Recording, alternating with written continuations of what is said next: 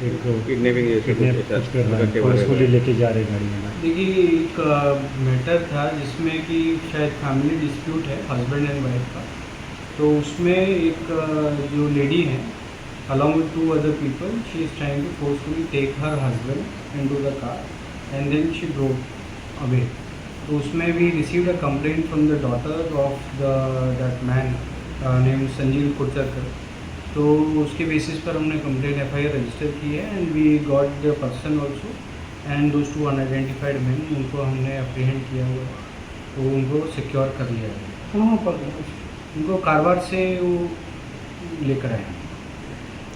कहाँ ले जा रहे थे, कुछ आइडिया है आपको? अभी उनकी वाइफ को भी लेकर आएंगे, उसके बाद पता चलेगा कि मोटिव क्या था उसमें। तो जब तक इन्वेस्टिगेशन चलेगी उसी के बेसिस पर बाद में फाइंडिंग्स के बेसिस पर आपके साथ शेयर करेंगे। सर कार में ये तीन ही बंदे थे? हाँ, वाइफ और जो दो अनआइडेंटिफाइड हैं वो, और ये जो विक्टिम। कैसा केस बनाया अभी तक? किडनैपिंग या किडनैप अबडक्शन का केस है। एब्डक्शन? कितना साल का है sir Sanjay? 40s, mid 40s 50s के आसपास।